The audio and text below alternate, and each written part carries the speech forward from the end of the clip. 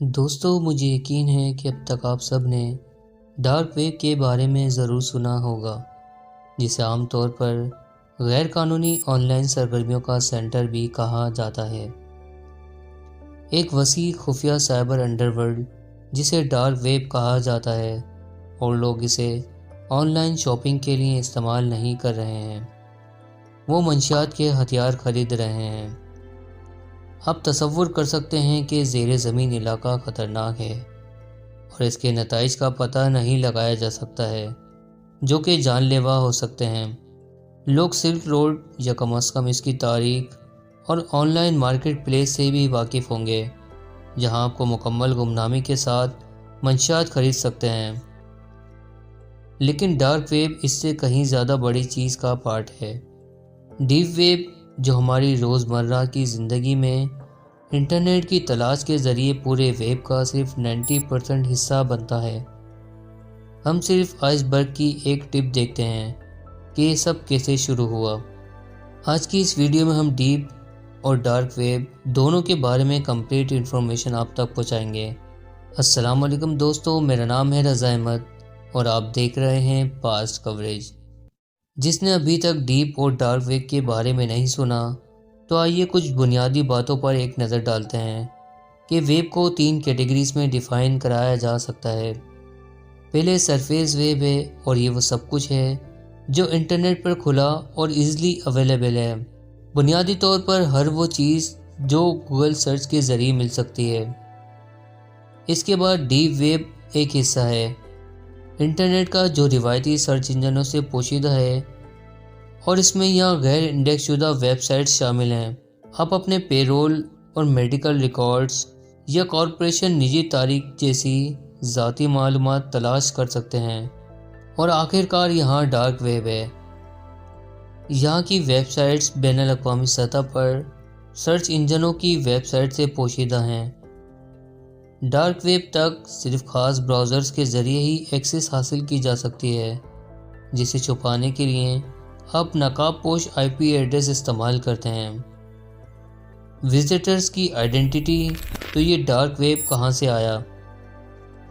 یہ بات ہے 1969 کی، جب یونیورسٹی کے ایک کپل نے دنیا کے پہلے کمپیوٹر سے بھیجے ایک پیغام کو مکمل کرنے کے لیے اسے اپارٹمنٹ پر بھیجا گیا تھا، جو انٹرنیٹ کی ابتدائی آباء و اجداد میں کمپیوٹرز کو آپس میں جوڑنے کا ایک بنیاد پرست خیال تھا۔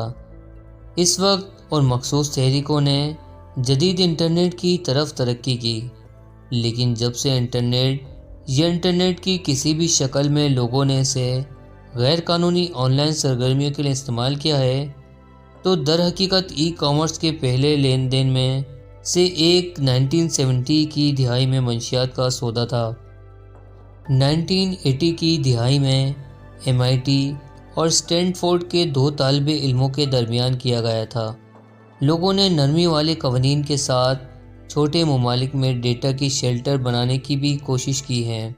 ابتدائی مثالیں اب جدید ڈارک ویب کی طرح نفیس کے قریب تھیں، تاہم وہ اس پوائنٹ کو واضح کرتی ہیں کہ ہمیشہ ایسے لوگ رہے ہیں جو حکام کی نظروں سے بچنے کے لیے ان ویب سائٹس کا استعمال کرنا چاہتے تھے، یا 1990 کی دہائی کے درمیان میں اس معاملے کے لیے سب کی نظریں شروع ہوئیں۔ ایک ایسی ٹیکنالوجی جسے دا اونین راؤٹر کے لیے بنایا گیا تھا، اور یہ ایک ایسا براؤزر ہے جو صارفین کو گمنام طور پر online peer to peer networks کا تبادلہ کرنے کی اجازت دیتا ہے، جیسے کہ Tor dark web backbone کی حیثیت رکھتا ہے، تاکہ ڈارک ویب موجود ہو اور اسے اپنا نام ظاہر نہ کرنے کی ضرورت ہے۔ دنیا بھر میں 3 مختلف سروسز کے انونیمٹی ٹور کے ذریعے کنیکشن ہاؤس کر کے صارفین کی شناخت چھپا کر اس کا انتظام کرتا ہے، اور ہر بار انکرپشن کی ایک لیئر کو شامل کرنا اس کے لیے اونین کا نام لاجیکل ہے۔ اور یہ فرض کر لیں کہ اسے اینٹی اسٹیبلشمنٹ کوڈز کے ایک گروپ نے ایجاد کیا تھا، تاہم یہ سمجھ میں آتا ہے کہ خاموشی سے اس کی ایجاد US نیول ریسرچ لیبارٹری نے کی تھی، تاکہ انٹیلیجنس اہلکاروں کو معلومات کو محفوظ طریقے سے منتقل کرنے کی اجازت دی جا سکے۔ جس کا نام ڈارپا کہا جاتا ہے، اور 2002 میں انہوں نے اسے آج تک عوام کے لیے دستیاب کرایا۔ ٹور کا اب بھی کچھ حصہ یو ایس گورنمنٹ کی طرف سے فنڈ کیا جاتا ہے، لیکن یو ایس گورنمنٹ فنڈ کیوں دے گی اور عام لوگوں کو ٹور تک کی رسائی کی اجازت کیوں دے گی؟ خیال یہ تھا کہ کسی کے لیے یہ سمجھنا مشکل ہو جائے کہ ڈارک ویب پر کس معلومات کو انٹیلیجنس افسران نے تخلیق کیا تھا۔ گمنام صارفین کے سمندر میں گمنام رہنا آسان ہے، جتنے زیادہ صارفین وہاں ہوں گے اتنا ہی بہتر ہے کہ نوٹ کرنا ضروری ہے کہ بغیر ٹور کے ڈارک نیٹ اب بھی جاری رہے گا۔ ٹور صرف ایک ویب براؤزر ہے جس میں بہت سے ایسے ہیں، جیسے اگر گوگل کروم کل بند ہو جاتا تو انٹرنیٹ 2014 میں بھی موجود رہتا۔ ڈارک ویب پر سائٹس کی درجہ بندی کے بارے میں ڈاکٹر گیرتھ اوون کی تحقیق سے پتہ چلا ہے کہ منشیات کے بازار اب تک سب سے زیادہ عام قسم کی سائٹس ہیں۔ اس کے بعد دیگر مارکیٹ پلیس بشمول فراڈ سائٹس اور بٹ کوائن سائٹس جو بنیادی طور پر منی لانڈرنگ کے لیے استعمال ہوتی ہیں۔ تو آئیے اب ذرا ڈیپ چلتے ہیں اور ویب کی تاریخ پر ایک دلچسپ نظر ڈالتے ہیں۔ سب سے پہلے یہ بہت بڑا ہے اور تیزی سے بڑھ رہا ہے۔ یونیورسٹی آف کیلیفورنیا کے 2001 کی ایک ریسرچ سے پتہ چلا ہے کہ ڈارک ویب میں صرف 2 سالوں میں 7.5 پیٹا بائٹس یا 7500 گیگا بائٹس کی معلومات موجود ہیں۔ یہ تعداد آج 91,000 پیٹا بائٹس سے زیادہ ہو چکی ہیں اور اندھیرا چھا گیا ہے۔ پورے ویب کا 96% آپ کو اسکیل 60 کا زیادہ تخمینہ دینے کے لیے سب سے بڑی گہری ویب سائٹس اوورال طور پر پوری سرفیس کے انٹرنیٹ سے 40% زیادہ ہے۔ جب آپ انٹرنیٹ پر کچھ تلاش کرتے ہیں تو آپ پورے ویب کا صرف 0.03% تلاش کر رہے ہوتے ہیں۔ ڈارک ویب ایک گندی جگہ ہے جہاں آپ کو قتل کے آس پاس اسکیمز مل سکتے ہیں۔ ایک معاملے میں ہٹ مین کی تلاش میں لوگ ایک وسیع پیمانے پر اسکیمز کی تلاش میں ہیں، جسے بیسر مافیا کہا جاتا ہے۔ ایک ویب سائٹ جو البانیائی ہٹ مین کی مشکل ترین خدمات پیش کرنے کا دعویٰ کرتی ہے، لیکن در حقیقت میں 2 ایسٹرن یورپین آدمی لوگوں کو دھوکہ دے رہے تھے کہ وہ نوکریوں کی ادائیگی کے لیے اپنی رقم دیں گے، جو کہ اصل میں ان کی ابتدائی ادائیگی حاصل کرنے کے بعد نہیں ہوا۔ دھوکے باز اکثر صارفین سے جھوٹ بولتے تھے کہ وہ کہانیاں بناتے تھے کہ قتل کیوں ہوا، یہاں تک کہ انہوں نے اس مسئلے کے بارے میں ایک جعلی اخلاقی جنون شروع کر دیا۔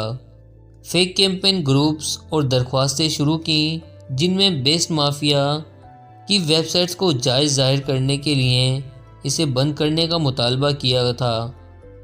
ایک سنجیدہ کوشش ہے جو کہتی ہے کہ آپ ڈارک ویب پر AK-47 اور راکٹ لانچر کے علاوہ بھی بہت کچھ حاصل کر سکتے ہیں۔ اگر دیکھا جائے تو کافی مجرم بھی جعلی ڈگریوں کے سرٹیفکیشن بیچتے ہوئے پکڑے گئے ہیں، اور پاسپورٹ والے لوگوں نے ہیکرز کی خدمات حاصل کی ہیں تاکہ وہ یونیورسٹی سسٹم میں داخل ہو جائیں اور اپنے گریڈز کو تبدیل کر سکیں، اور ڈارک ویب پاسورڈ سے چوری شدہ شناخت چوری کر لیں، جس کی مالیات انڈیویجول بینک اکاؤنٹس میں تقریباً $160 ہے۔ سلک روڈ مارکیٹ پلیس یہ نام تجارتی راستوں کے ایک قدیم نیٹ ورک سے آیا ہے جو افریقہ، ایشیا اور مڈل ایسٹ کے کچھ حصوں کو یورپ سے جوڑتا ہے، اور ڈارک ویب پر آپ کی مکمل شناخت $1200 کے بارے میں ایک پوشیدہ ویکیپیڈیا بھی ہے، جس میں ویکیپیڈیا کے مضامین شامل ہیں، جو ڈارک ویب پر سب سے زیادہ بدنام زمانہ سائٹس میں سے ایک سینسرشپ سے محفوظ ہیں۔ یہ نام روس البرٹسٹ نے 2011 میں اس وقت لیا جب اس نے ڈریڈ پائریٹ رابرٹس کے نام سے پہلے سلک روڈ مارکیٹ پلیس کے بارے میں کہا۔ یہاں بٹ کوائن سے بہت سی چیزیں خریدی جا سکتی ہیں، لیکن زیادہ تر غیر قانونی عدیات اور جعلی دستاویزات جیسے کہ پاسپورٹ کا زیادہ تر گمنام بٹ کوائن دیگر کرپٹو کرنسیوں کے درمیان سلک روڈ اور کسی بھی گمنام مارکیٹ پلیس کو چلانے کی اجازت دینے میں اہم کردار تھا۔ روز البرچٹ کو 2013 میں گرفتار کیا گیا تھا اور اس پر منی لانڈرنگ کے، کمپیوٹر ہیکنگ کی سازش کے ساتھ ٹریفک منشیات اور حملہ آوروں کو منظم کر کے ایک ہائی پروفائل کیس میں چارج کیا گیا تھا، 6 افراد کو قتل کرنا۔ تاہم اس پر گزشتہ سال اکتوبر میں قتل کی کوشش کے الزامات کے تحت مقدمہ نہیں چلایا گیا تھا۔ ایف بی آئی نے روس البرچٹ کو سان فرانسسکو کی لائبریری کے فکشن سیکشن میں اپنے لیپ ٹاپ پر بیٹھا ہوا دیکھا تھا، لیکن اس بات کو یقینی بنانے کے لیے انہیں ثبوت مل گئے۔ وہ چاہتے تھے کہ وفاقی ایجنٹ البرچٹ کو اس کے کمپیوٹر کو بند کرنے سے پہلے اسے پکڑ لیں۔ اس مقدمے میں پروسیکیوٹرز بنیادی طور پر اسے آن لائن چاہتے تھے اور اس کی گرفتاری کے وقت کمپیوٹر کو غیر خفیہ کرنا تھا۔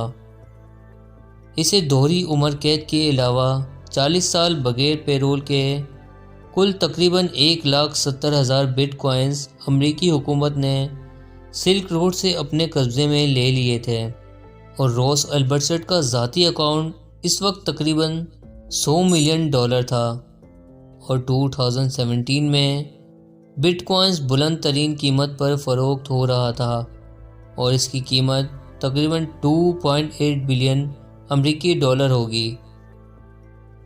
روس البرچٹ ایک آزاد پسند تھا۔ آسٹریلیا کے اسکول کے ماہر معاشیات لیڈونگ ون مائسس کا پیروکار تھا، جس کا ماننا تھا کہ ہمارا ہر عمل حکومتی کنٹرول سے باہر ہوتا ہے، جو مارکیٹ کو مضبوط کرتا ہے اور ریاست کو کمزور کرتا ہے۔ وہ دنیا کو بدلنا چاہتا تھا، اور سلک روڈ کے لیے اس کے قوانین میں بتایا گیا تھا کہ صرف ایسی مصنوعات ہی درج کی جا سکتی ہیں جو معصوم لوگوں کو نقصان نہ پہنچائیں۔ بنیادی طور پر اس کا خیال تھا کہ وہ حکومت کے خلاف لوگوں کو حکومتی کنٹرول سے ہر ممکن حد تک آزاد کر رہا تھا۔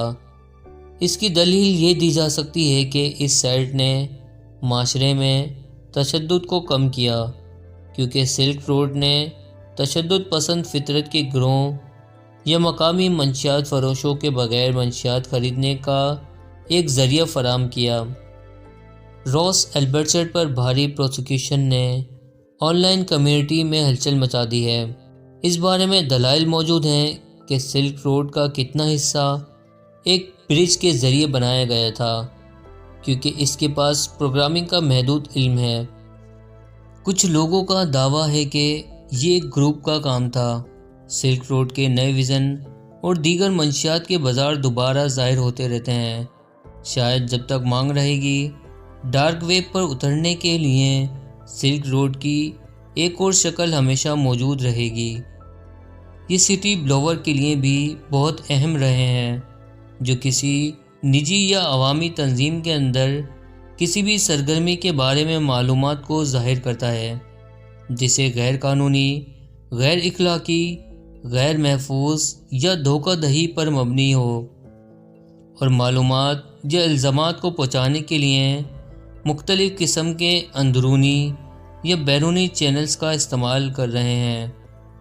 نیو یارک ٹائم اور دیگر خبر رساں اداروں نے اونین کی سائٹس کھولی ہیں تاکہ لوگوں کی گمنام طور پر معلومات جمع کرائی جا سکیں۔ اس لیے ڈارک ویب واقعی صرف کرنے کی جگہ نہیں ہے۔ یہ ایک ایسی جگہ ہے جو آپ کو مخصوص چیزیں کرنے کی اجازت دیتی ہے، اور لوگوں کو واقعی معلوم ہونا چاہیے کہ وہ کسی بھی چیز کو انٹرنیٹ پر حاصل کرنے کے لیے سب سے پہلے کس سائٹ میں داخل ہو رہے ہیں۔ بہت ساری سائٹوں کو دعوت نامے کی ضرورت ہوتی ہے، اور بہت سے لوگ بہت ہی مخصوص خدمات فراہم کرتے ہیں، اور حادثاتی طور پر کسی سائٹ پر ٹھوکر لگنا ایک مجرمانہ جرم بھی ہو سکتا ہے۔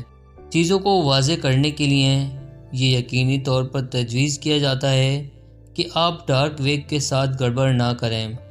ان کے بارے میں انفارمیشن ہے کہ لوگوں کو فورم کے ذریعے براؤز کرنے کے بعد، لوگوں کے ویب کیمز ہیک کیے جانے کے بعد अजीबो गरीब फ़ोन कॉल्स मौसूल हो रही हैं और फिर सबको लाइव स्ट्रीमिंग पर डाला जा रहा है ताकि लोगों को अवाम में इनकी पैरवी करते हुए दिखाया जा सके और अपनी रोज़मर्रा की सरगर्मियाँ करते हुए खुद तस्वीर देखकर खौफजदा हो जाएं।